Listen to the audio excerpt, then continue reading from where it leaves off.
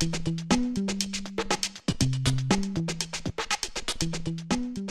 is Calculus 12, Chapter 5.3.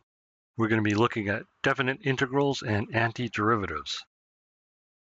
And we're going to look at the properties first. So if we change the order of the limits of integration, then we have to put a negative sign out front. So for example, we would have integral from 0 to -1 x cubed dx is equal to the negative integral from -1 to 0 x cubed dx. The next one is straightforward. If we have the limits of integration as a to a, this is going to be 0. And we can think of this as 0 width. If we have 0 width, we have no area. Next, constant multiple. This is just like our derivative properties and our limit properties. If we're multiplying by a constant, we can just bring that constant outside. Example, 0 to 2, 3x dx. That's just 3 times the integral from 0 to 2 of x dx. Another similar one is the sum and difference. So if we're adding two functions in the integrand, we can split this up into separate integrals. Integral 0 to pi cos x plus sine x dx equals integral 0 to pi cos x dx plus integral 0 to pi sine x dx. Additivity.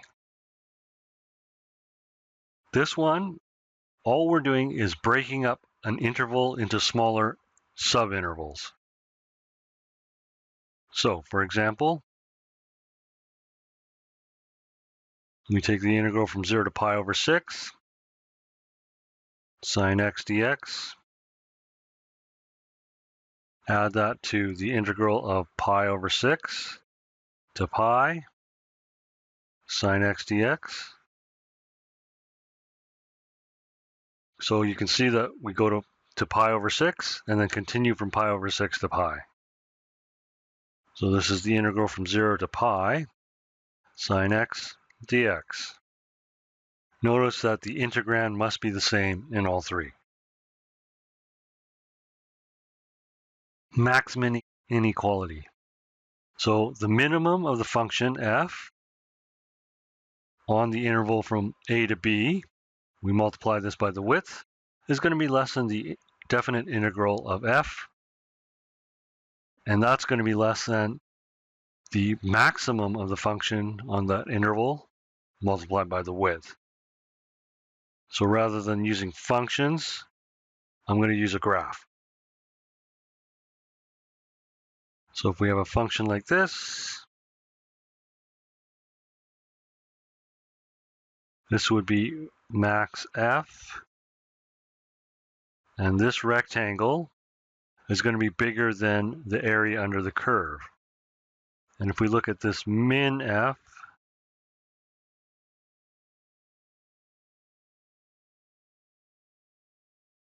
this area is smaller than the area under the curve.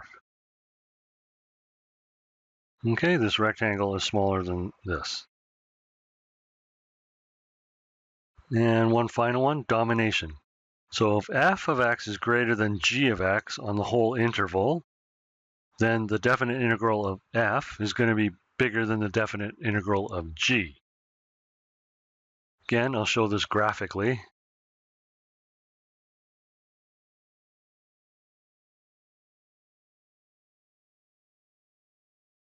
Here we have f. Here we have g. So the area for f is going to be bigger than the area for g. So we use these rules to simplify integrands for an easier antiderivative to solve, or we can use it to isolate and substitute known definite integral quantities. For example, we have some definite integrals. We don't care what the function is. We just know that for a certain interval, we have a value. So evaluating the first one.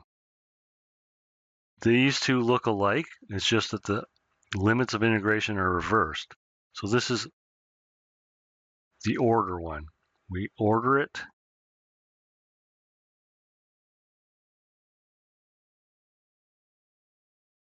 And this is -3. Next one. This one's a little trickier. We don't have anything that goes from 1 to 5, but we do have something that goes from 1 to -5. So we can just add up these two.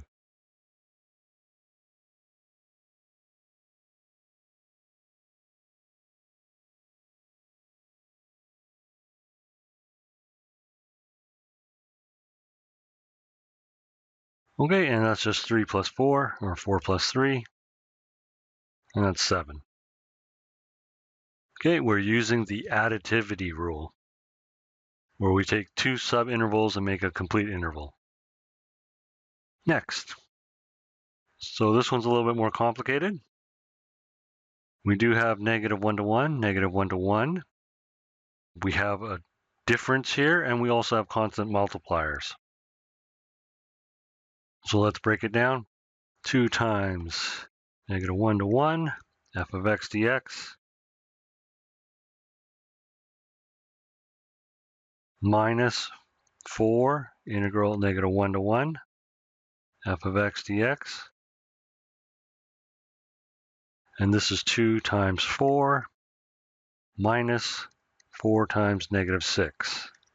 -6 and 4. This gives us 8 plus 24. And that's 32. Next, 1 to 5. Here we have -1 to -5. However, there is no rule for negating the limits of integration. We only have swapping order. So this one is undefined. -1 to 0. -1 to 1, we can't just take this integral and divide it by 2. We don't know if the area is symmetrical. So we can't assume that. So this one's is also undefined. And -1 to 5. Again, we have the -1, but we don't have a 5. So this is also undefined. Next, the average value of an integral. So if f is integrable on a to b, its average value on a to b is average of f equals 1 over b minus a, integral from a to b, f of x dx. Okay, let's see this in action. Find the average value of sine x from 0 to pi over 2. So average of f equals 1 over b, that's pi over 2, minus a, that's 0, integral from 0 to pi over 2, sine x dx. And this is just 2 over pi. And this integral, we just use the calculator. It works out to be 1. So we simply have 2 over pi as our answer. And we can see this on the calculator. And we should always check the mode. It's in radians. And we graph.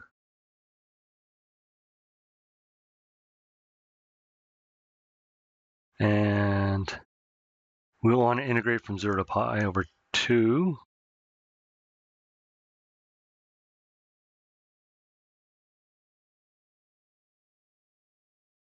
Okay, and our answer is 1, so that gives us that. And we could plot the average value, 2 over pi,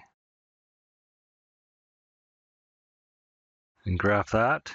And you can see that that's roughly the average value. If we take this top piece, we can see it fills in that triangle there. Mean value theorem for definite integrals. If f is continuous on a to b, then at some point c in a to b, f of c equals the average value. So we can see that it's equal to the average value of f somewhere. And if we look at this, we can see that the average value is taken on somewhere in here. So let's look at some harder problems. Area. So this is our x-axis. If we compute the definite integral, we get this for that piece.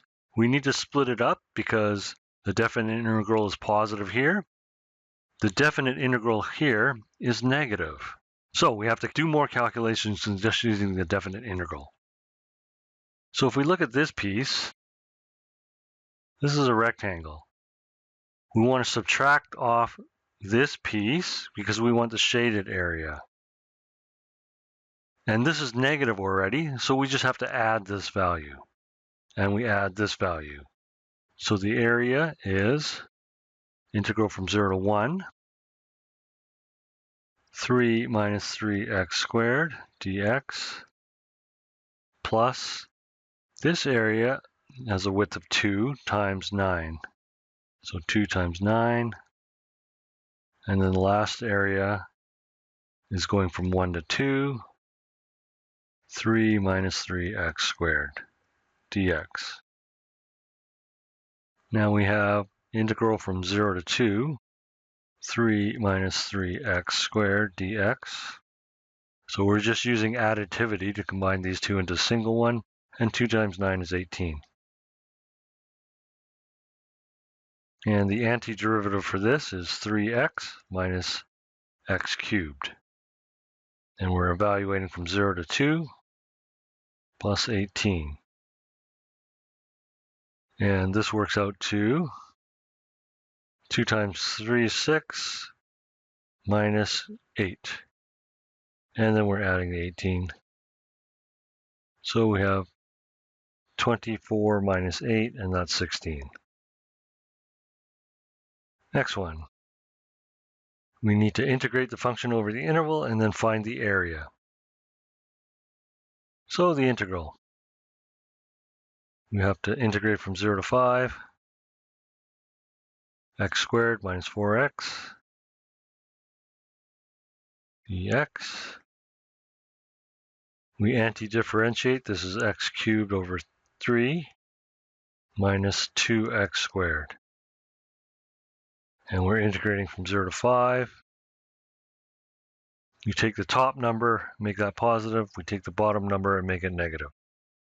So 5 cubed is 125 over 3 minus 2 times 5 squared is 25.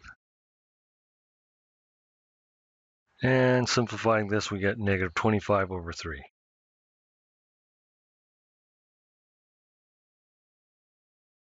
Okay, we should graph this. X squared minus 4x.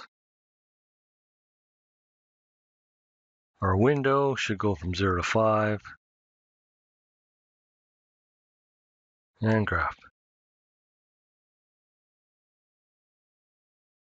So looking at this function, we have area under, area over the x-axis. So we need to find the zeros. But this is easy to factor. X minus 4.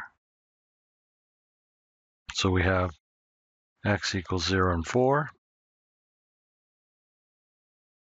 But 4 is the only one we have to be concerned about. When y is less than 0, x is between 0 and 4. When y is greater than 0, we have x is 4 to 5. So the area, integral from 4 to 5,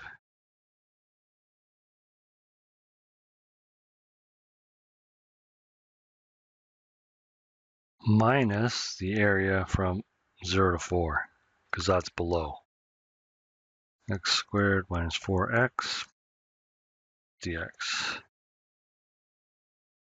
Okay, we anti-differentiate. This is x cubed over 3 minus 2x squared. We're going from 4 to 5. And we don't have to anti-differentiate again.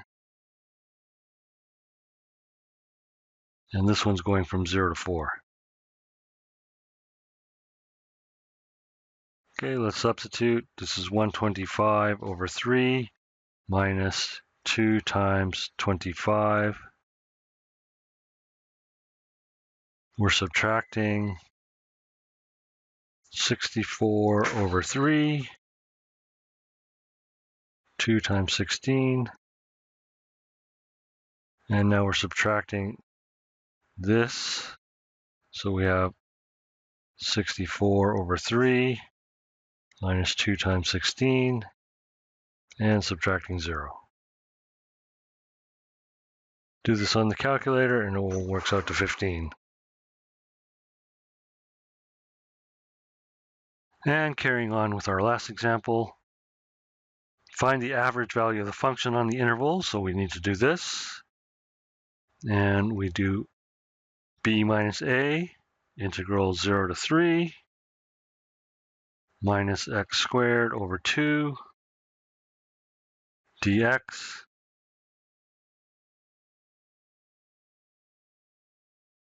We have 1/3, and the antiderivative is negative x cubed over 6.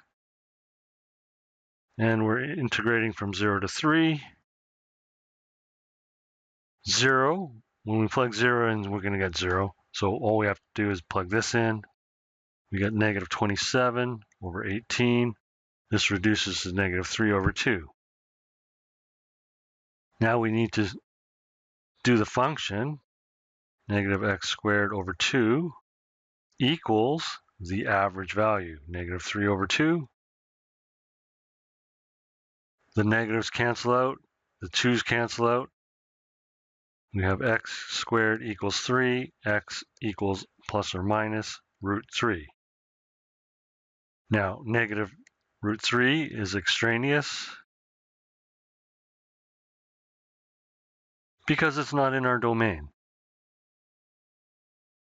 So root 3 is the value that holds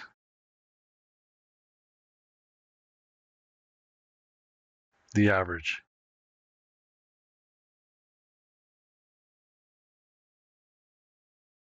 And that completes this lesson.